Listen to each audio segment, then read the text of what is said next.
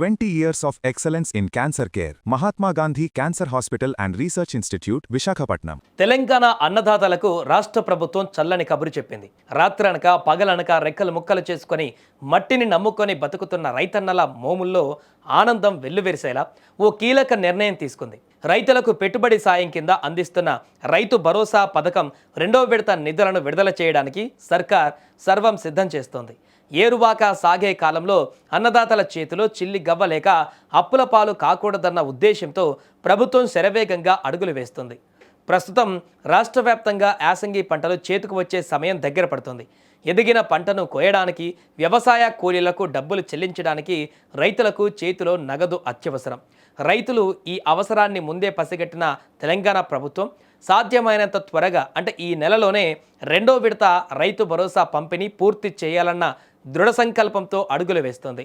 రైతుల కష్టాలు తెలిసిన ప్రభుత్వంగా తన బాధ్యతను నెరవేరుస్తూ నిధుల సమీకరణను వేగవంతం చేసింది. యాసంగి సీజన్కు సంబంధించిన రైతు భరోసా నిధులను ఒకేసారి కాకుండా 3 దఫాలుగా రైతుల ఖాతాలలో జమ చేస్తామని ప్రభుత్వం ఇదివరకే అధికారికంగా ప్రకటించింది. చెప్పిన మాట ప్రకారం ఏమాత్రం ఆలస్యం చేయకుండా మొదటి దఫా నిధులను గత నెల 23వ తేదీనే రైతుల ఖాతాలలో ప్రభుత్వం జమ చేసింది. మొదటి విడత డబ్బులు అందుకున్న రైతులు వ్యవసాయ పనులను ఎలాంటి ఆటంకాలు లేకుండా కొనసాగిస్తున్నారు. ఇప్పుడు రెండో విడత కోసం ఎదురు చూస్తున్న అన్నదాతల నిరీక్షణకు కూడా త్వరలోనే తెరపడనుంది. ఈ నెల 22 లోపు రైతుల ఖాతాలో రెండో విడత నిధులు జమ చేసేందుకు రంగం సిద్ధం చేసుకుంది. ఈ మేరకు నిధులు సమీకరిస్తోంది.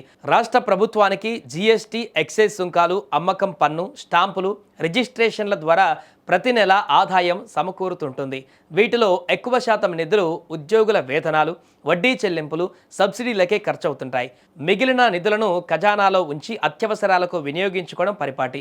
ఇవి కాకుండా ప్రభుత్వం బహిరంగ మార్కెట్ నుంచి రుణాలు తీసుకుంటుంది. వీటి నుంచి కూడా అత్యవసర స్కీములకు నిధులు సర్దుబాటు చేయడం సాధారణమే. అందులో భాగంగానే మార్కెట్ నుంచి రుణాలను పెద్ద మొత్తంలో సేకరిస్తున్నట్లు తెలుస్తుంది. అందులో భాగంగానే ఈ నెల 7న ఒకేసారి 3,900 కోట్లు రుణం తీసుకుంది. ఈ నెల 21న మరోసారి 3,000 కోట్లు అప్పు తీసుకొనుంది. ఇలా మొత్తం 6,900 కోట్లు ఖజానాలో ఉంటాయని తెలుస్తోంది. వాటి నుంచి రెండవ దఫా రైతు భరోసాకు కొంత మేర నిధులు బదలాయించే అవకాశాలు ఉన్నట్లు తెలిసింది. ఇక రెండవ దశ కింద 5 ఎకరాల వరకు సొమ్ము జమ చేయవచ్చని సమాచారం. ఇందుకోసం 3,000 నుంచి 4,000 కోట్లు అవసరమవుతాయని అంచనా. మూడవ దఫాను నెలాఖరులోగా జమ చేసే అవకాశాలు ఉన్నాయి.